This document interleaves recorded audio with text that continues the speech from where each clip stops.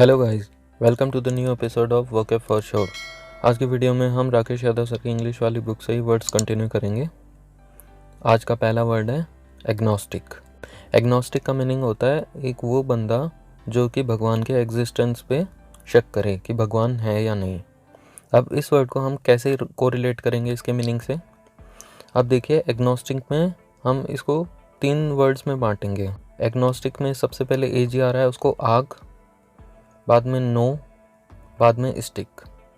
अब मैं आपको बताता हूँ, जब भी कोई पूजा होती है या फिर कोई हवन होता है, भगवान की पूजा हो रही है सिंपल, तो उसमें कौन सी चीज़ें हैं, 2 चीज़ें जो आपको सबसे पहले नज़र आती हैं। या इमेजिन करिए कहीं पूजा चल रही है तो कौन सी 2 चीज़ें हैं जो आपको सबसे पहले नज़र आएंगी। वो 2 चीज़ें हैं, एक तो दिए में जलती हुई आग और दूसरी अगरबत्ती। ठीक है, तो दिए में जलती हुई आग से यहाँ क्या हो गया, एजी, आग। ठीक है, और जो अगरबत्ती होती है वो एक तरह से स्टिक ही होती है, तो यहाँ पर लिखा हुआ है स्टिक, मगर बीच में क्या लिखा हुआ है, नो। तो कोई बंदा भगवान की जलती हुई ज्योति जो होती है, जिसे दिए की ज्योति बोलते हैं या आग बोलते हैं दिए की, उसे नो कहेगा और स्टिक के लिए भी मना करेगा, नो, साफ साफ नो बोलेगा। इसका मतलब क्या है, वो भगवान के एग्जिस्टेंस पे शक करता है कि भगवान है या नहीं। ऐसा क्यों? क्योंकि वो बोल रहा है कि और धर्मों में तो नहीं होता ये आग और अगरबत्ती जलाना, तो भगवान है तो वो तो सब में होना चाहिए। तो वो एक तरह से क्या कर रहा है, शक कर रहा है। और हम इस वर्ड को इसके मीनिंग तक कैसे पहुँचाएंगे, आग प्लस नो प्लस स्टिक। मतलब कोई बंदा आग और स्टिक को मना कर रहा है, इसका मतलब वो दिए की ज्योति और अगरबत्ती को मना कर रहा है।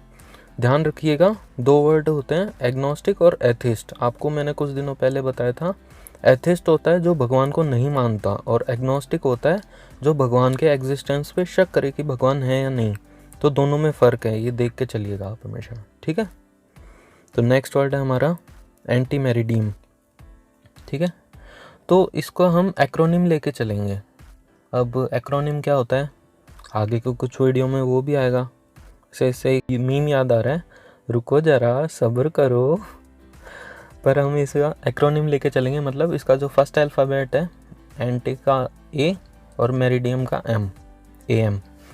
तो हम जानते हैं जब भी हम टाइम डिनोट करते हैं तो उसमें AM कब से कब तक लेके चलते हैं, रात के 12 बजे से सुबह के 12 बजे तक का समय होता है, उसे हम AM के रूप में लिखते हैं। ठीक है, तो यही इसका मीनिंग है, रात के 12 बजे से सुबह के 12 बजे तक का जो समय होता है उसे हम एंटीमेरिडियम बोलते हैं।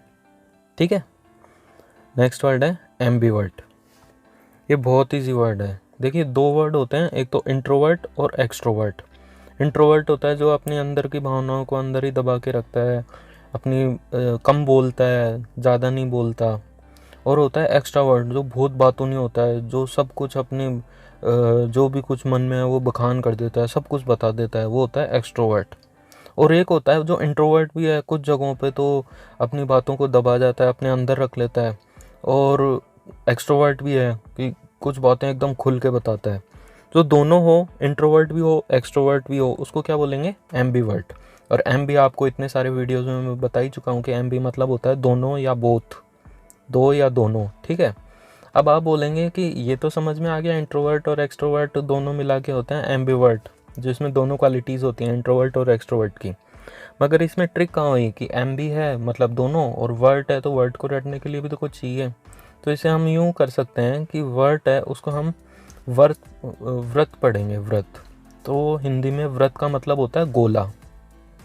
तो जब भी हम, आप इमेजिन करिए, जब भी हम बोलने के लिए अपना मुंह खोलेंगे तो क्या बनेगा, गोला बनेगा हमारे लिप्स का।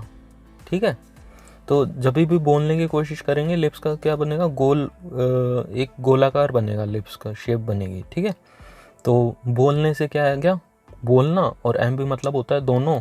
तो दोनों तरीके से बोलना मतलब इंट्रोवर्ट और एक्सट्रोवर्ट। ठीक है, जिसमें दोनों क्वालिटी हो, तो ये आपको याद आ जाएगा एम्बी और वर्ड से। ठीक है, नेक्स्ट वर्ड है एंथ्रोपोलॉजिस्ट। अब आप जानते हैं ये वर्ड बना है एंथ्रोपोलॉजी से। लॉजी मतलब होता है स्टडी और लॉजिस्ट मतलब होता है स्टडी करने वाला। ठीक है, अब एंथ्रोपोलॉजी को हम कैसे याद रखेंगे, इसमें है एन, इसको हम 3 वर्ड्स में बांट लेंगे, एन थ्रो पोलो। आप जानते हैं एक फॉक्सवैगन की पोलो गाड़ी आती है, ठीक है, बड़ी अच्छी गाड़ी है। अब उसे हमें, एक गाड़ी है, उसे फेंकना है, थ्रो करना है, एंड थ्रो पोलो, पोलो को हमें थ्रो करना है।